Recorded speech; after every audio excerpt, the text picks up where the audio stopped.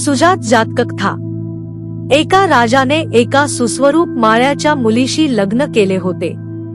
राणी होण्यापूर्वी ती टोपलीत बोरे घेऊन विकाव्यास जात असे, पण राणी झाल्यावर तिचा थाटमाट फारच वाढला। जणू काय ती स्वर्गातून खाली उतरली होती।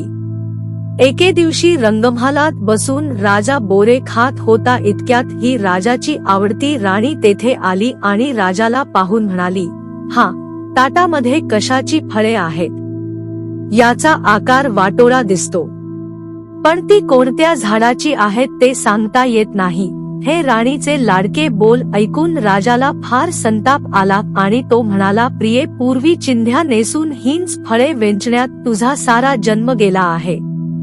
असे असून इतक्या अल्पावधीत तुला फळांचा विसर पडला, तेव्हा राजभोगांनी तुझी दृष्टी अंध झाली असली पाहिजे।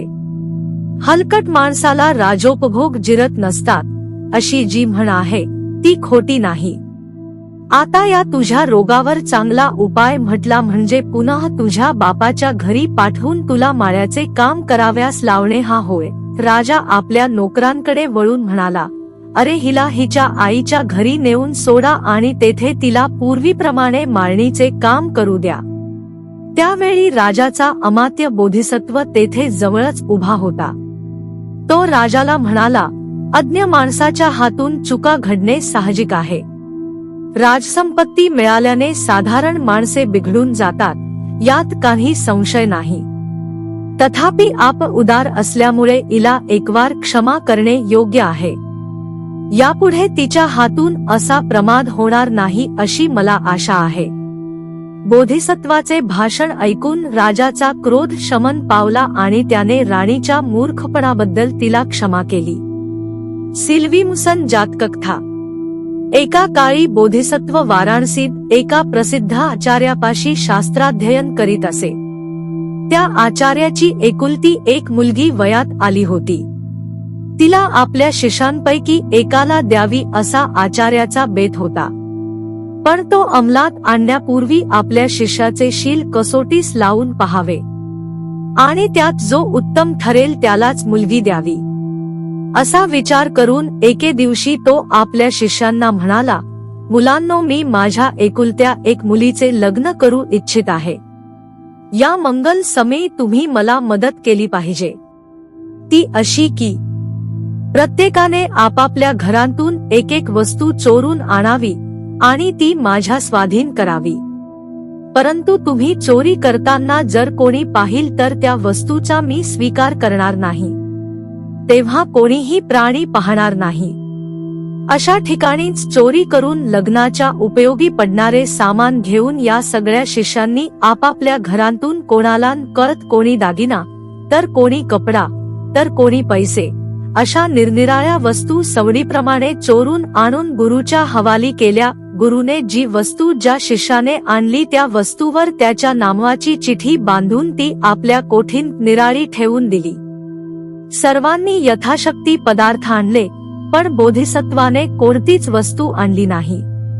तेव्हा आचार्य म्हणाला, "माझ्या सर्व शिष्यांनी यथाशक्ती कोणता ना कोणता पदार्थ आणला आहे, पण तू मात्र काही एक आणले नाहीस, किंबहुना आणण्याचा प्रयत्न देखील केला नाहीस। मला वाटते तू या सर्व शिष्यात अत्यंत आळशी आहेस." बोधिसत्व म्हणाला, "गुरुजी, आपली आज्ञा पाळण्याच्या हेतूने किंवा आळसाने मी काही प्रयत्न केला नाही असे नव्हे, पण आपल्या हुकुमाप्रमाणे वागणे केवळ अशक्य आहे म्हणून मी खटपट केली नाही। आचार्याने असे का?" असा प्रश्न केल्यावर बोधिसत्व म्हणाला, "गुरु महाराज, ज्या ठिकाणी पाहणार नाही अशा जागी चोरी करून आणा अशी आपली आज्ञा आहे, पण अशी जागा भूमंडळावर कशी सापडेल?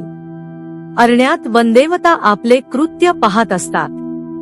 अशा ठिकाणी एकात आहे अशी मूर्ख माणसाचीच काय ती समजूत असते, आणि जेथे वनदेवता नाहीत अशा स्थळी आपला अंतरात्माच आपले कृत्य पाहत असतो। अर्थात एकाच स्थळ सापडणार कसे? जेथे इतर प्राणी नसतात त्या स्थळी आपण स्वतः असल्यामुळे त्याला एकांत स्थळ म्हणता येत नाही." हे बोधिसत्वाचे भाषण ऐकून आचार्य त्यावर फार प्रसन्न झाला आणि म्हणाला, बा मुला, तुम्हा सर्वांचे शील कसोटीला लावण्यासाठी मी ही युक्ती योजिली होती. माझ्या शिक्षणाचे खरे रहस्य तुलाच समजले असे म्हटले पाहिजे. इतर विद्यार्थ्यांना ते समजले असते तर त्यांनी माझ्या बोलण्याचा विचार करिता चोरून वस्तू आणल्या नसत्या.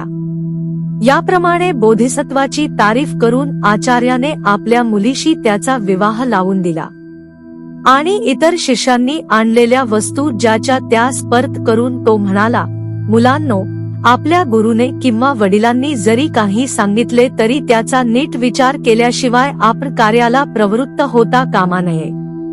दुसऱ्याच्या विचाराने चालणारा मनुष्य फासल्याशिवाय राहत नाही. म्हणून तुमच्याच बुद्धीने तुमच्या शीलाचे रक्षण करा. भवतु सब्ब मंगल. साधू साधू साधू.